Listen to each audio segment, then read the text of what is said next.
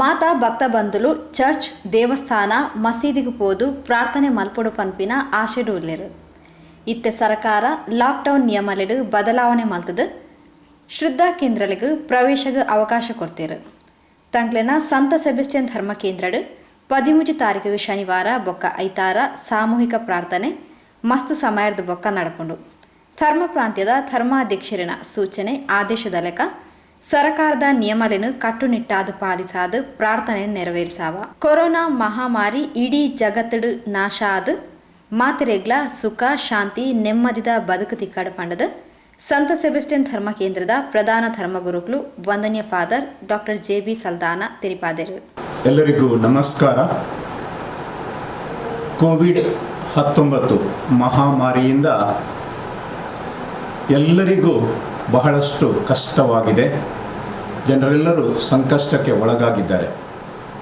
ಆದರೆ ನಮ್ಮ ಭಾರತದ ಸರ್ಕಾರ ಈ ಬಗ್ಗೆ ಕಾಳಜಿ ವಹಿಸಿರುವ ಕಾರಣ ನಮ್ಮ ಪರಿಸರದಲ್ಲಿ ರೋಗ ಜಾಸ್ತಿಯಾಗಿ ಉಲ್ಬಣಗೊಂಡಿಲ್ಲ ಎಂಬುದು ಸಂತೋಷದ ವಿಷಯ. ಜನರು ಪ್ರಾರ್ಥನೆ ಮಾಡಲು, ಭಗವಂತನನ್ನು ಭೇಟಿಯಾಗಲು ಆಸೆ ಪಡುತ್ತಾರೆ. ಮಸೀದಿ, ದೇವಾಲಯ, ಚರ್ಚುಗಳು ಇದ್ದಲ್ಲಿಗೆ ಜನರು ಹೋಗಲು ಆಶಿಸುತ್ತಾರೆ.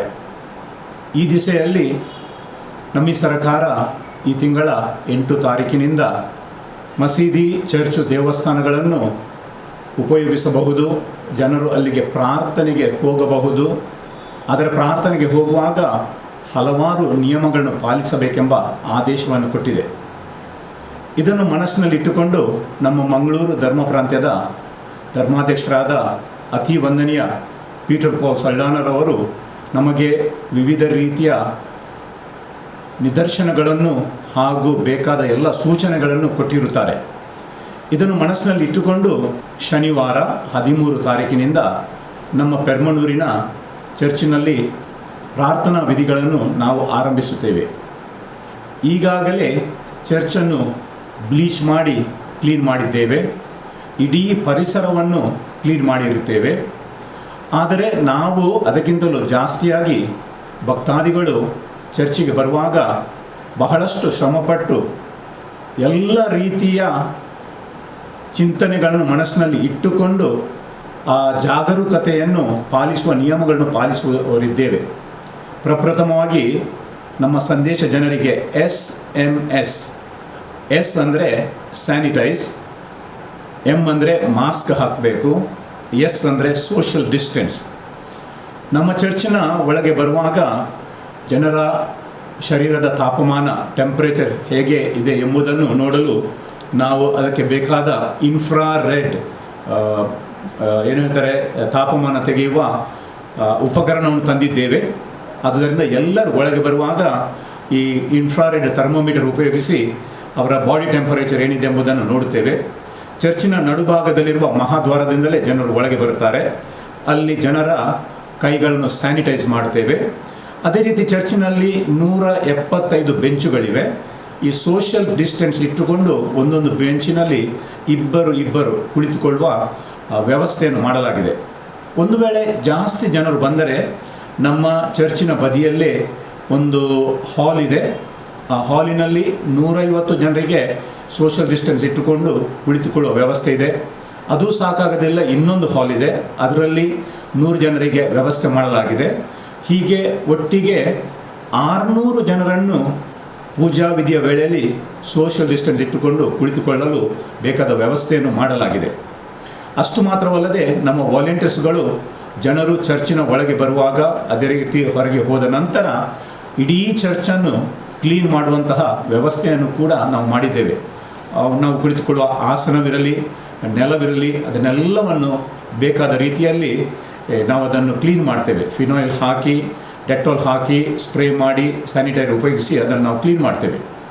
ಚರ್ಚಿನ ಒಳಗೆ ಇರುವ ಎಲ್ಲ ಕಾರ್ಪೆಟ್ಸ್ ಏನಿದೆ ಆ ಎಲ್ಲ ಕಾರ್ಪೆಟ್ಸ್ಗಳನ್ನು ನಾವು ತೆಗೆದಿದ್ದೇವೆ. ಏಕೆಂದರೆ ಕ್ಲೀನ್ ಮಾಡಲು ಕಾರ್ಪೆಟ್ಸ್ಗಳು ಇಲ್ಲದಿದ್ದರೆ ಸುಲಭವಾಗುತ್ತದೆ ಎಂಬುದು ನಮ್ಮ ಚಿಂತನೆ.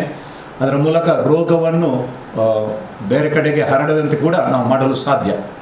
ಅಷ್ಟು ಮಾತ್ರವಲ್ಲದೆ ಚರ್ಚಿಗೆ ಭಕ್ತಾದಿಗಳು ಬರುವಾಗ ಅವರು ಪ್ರಾರ್ಥನಾ ಪುಸ್ತಕಗಳನ್ನು ಮುಟ್ಟುವಂತಿಲ್ಲ. ನಾವು ಪ್ರಾರ್ಥನಾ ಪುಸ್ತಕಗಳ ಬದಲು ಎಲ್ಲ ಪ್ರಾರ್ಥನೆಗಳನ್ನು LCD ಪರದೆಯ ಮೇಲೆ ಹಾಕುವ ವ್ಯವಸ್ಥೆಯನ್ನು ಮಾಡಿದ್ದೇವೆ. ಅದೇ ರೀತಿ ಚರ್ಚಿನಲ್ಲಿರುವ ಯಾವುದೇ ಮೂರ್ತಿಯನ್ನು ಮುಟ್ಟುವಂತಿಲ್ಲ. ಅಷ್ಟು ಮಾತ್ರವಲ್ಲದೆ ಬಹಳಷ್ಟು ಅಗತ್ಯ ಬಿದ್ದರೆ ಮಾತ್ರ ಸಾರ್ವಜನಿಕ ಶೌಚಾಲಯವನ್ನು ಬಳಸಬಹುದು, ಇಲ್ಲದಿದ್ದರೆ ಅದನ್ನು ಬಳಸಬಾರದೆಂದು ನಾವು ಆದೇಶವನ್ನು ಕೊಟ್ಟಿದ್ದೇವೆ. ಅದರೊಡನೆ ಇತರರ ವಸ್ತುಗಳನ್ನು ಮುಟ್ಟಬಾರದು. ಪುಟಾಣಿಗಳು 10 ವರ್ಷ ಪ್ರಾಯತನಕದ ಮಕ್ಕಳು ಚರ್ಚಿಗೆ ಬರುವುದು ಬೇಡ, ಪ್ರಾಯಸ್ಥರು ಚರ್ಚಿಗೆ ಬರುವುದು ಬೇಡ. ಬದಲಾಗಿ ಮನೆಯಲ್ಲೇ ಇದ್ದುಕೊಂಡು ಅವರು ಪ್ರಾರ್ಥನೆ ಮಾಡಿದರೆ ಸೂಕ್ತ ಎಂಬುದನ್ನು ನಾವು ಅವರಿಗೆ ತಿಳಿಸಿದ್ದೇವೆ. ನಮ್ಮ ಸಮುದಾಯದಲ್ಲಿ ವಿಶೇಷವಾಗಿ ಶನಿವಾರ ಭಾನುವಾರ ಬಹಳಷ್ಟು ಮೀಟಿಂಗ್ಗಳು ನಡೀತವೆ, ಮಕ್ಕಳ ಪ್ರಾರ್ಥನಾ ವಿಧಿಗಳು ನಡೀತವೆ, ಅವರ ಧರ್ಮಬೋಧೆ ನಡೀತದೆ.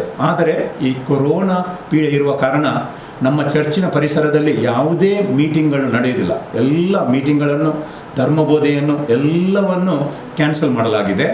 ಬಹುಶಃ ಈ ಸಮಸ್ಯೆ ಪರಿಹಾರ ಆದ ನಂತರ ನಾವು ಪುನಃ ನಾವು ನಡೆಸಿದ ಎಲ್ಲ ರೀತಿಗಳಿಗೆ ಹಿಂದೆ ಬರಬಹುದೆಂಬುದು ನಮ್ಮ ಚಿಂತನೆ. ಏನೇ ಇರಲಿ, ಪ್ರಾರ್ಥನಾ ವಿಧಿಗೆ ಜನರು ಈ ಚರ್ಚಿಗೆ ಆಗಮಿಸುವಾಗ ಜನರಲ್ಲಿ ವಿನಂತಿ ಏನೆಂದರೆ, ನಮ್ಮ ಪರಿಸರದ ನಮಗೆ ಪರಿಚಯ ಇರುವವರನ್ನು ಮಾತ್ರ ನಾವು ಒಳಗೆ ಬಿಡುತ್ತೇವೆ ಎಂಬುದನ್ನು ಅರ್ಥೈಸಿಕೊಳ್ಳಬೇಕು. ಹೊರಗಿನವರು, ನಮ್ಮ ಚರ್ಚಿಗೆ ಸಂಬಂಧ ಪಡೆದವರು ದಯಮಾಡಿ ಬರಬಾರದು. ಅದೇ ರೀತಿ ಪರ ರಾಜ್ಯಗಳಿಂದ ಬಂದವರು, ಹೊರ ದೇಶದಿಂದ ಬಂದವರು ಯಾರೆಲ್ಲ ಕ್ವಾರಂಟೈನಲ್ಲಿದ್ದಾರೆ ಅವರು, ಅವರ ಕುಟುಂಬಸ್ಥರು ದಯಮಾಡಿ ಈ ಸಂದರ್ಭದಲ್ಲಿ ಚರ್ಚಿಗೆ ಬರಬಾರದಾಗಿ ನಾನು ಅವರಲ್ಲಿ ವಿನಂತಿಸುತ್ತೇನೆ. ಒಂದು 21 ದಿನ ಕ್ವಾರಂಟೈನ್ ಏನು ಹೇಳ್ತದೆ ಅದನ್ನು ನಾವು ಪಾಲಿಸಬೇಕು. ವಿಶೇಷವಾಗಿ ಜನರಲ್ಲಿ ನಾನು ಕೇಳಿಕೊಳ್ಳುವುದೇನೆಂದರೆ, ಭಕ್ತಾದಿಗಳು ಕೇಳಿಕೊಳ್ಳುವುದೇನೆಂದರೆ, ಸರ್ಕಾರ ಕೊಟ್ಟ ನಿಯಮಗಳು, ಆ ನಿಯಮಗಳು ನಾವು ಪಾಲಿಸಲೇಬೇಕು. ಆ ನಿಯಮಗಳು ನಮ್ಮ ಒಳಿತಿಗಾಗಿ. ಆದುದರಿಂದ ಎಲ್ಲ ನಿಯಮಗಳನ್ನು ಪಾಲಿಸಿ ಕೇವಲ ಪ್ರಾರ್ಥನೆಗೋಸ್ಕರ ಒಂದು 25-30 ನಿಮಿಷ ಪ್ರಾರ್ಥನೆಗೆ ಬಂದು ಆದಷ್ಟು ಬೇಗ ಯಾರೊಡನೆ ಕೈಕುಲುಕದೆ, ಯಾರಲ್ಲೂ ಮಾತಾಡಿಸದೆ ದಯಮಾಡಿ ಅವರು ಆದಷ್ಟು ಬೇಗ ಮನೆಗೆ ಮರಳಬೇಕೆಂದು ನಾನು ಭಕ್ತಾದಿಗಳಲ್ಲಿ ಕೇಳಿಕೊಳ್ಳುತ್ತೇನೆ. ವಿಶೇಷವಾಗಿ ನಮ್ಮ ಊರಿಗೋಸ್ಕರ ನಾವು ಪ್ರಾರ್ಥಿಸುತ್ತೇವೆ. ಈ ಕೊರೋನಾ ಪೀಡೆ ನಮ್ಮಿಂದ ದೂರ ಹೋಗಲಿ, ನಮಗೆ ಆದಷ್ಟು ಬೇಗ ಎಲ್ಲರಿಗೂ ಆರೋಗ್ಯ ಲಭಿಸಿ ಶಾಂತಿಯುತ ಜೀವನ ನಡೆಸಲು ಆ ಭಗವಂತ ಕೃಪಾಶೀರ್ವಾದಗಳು ನೀಡಲೆಂದು ನಾನು ಹಾರೈಸ್ತೇನೆ. ಅದೇ ನನ್ನದು ಪ್ರಾರ್ಥನೆಯಾಗಿದೆ. ತಮಗೆ ವಂದನೆಗಳು, ನಮಸ್ಕಾರ.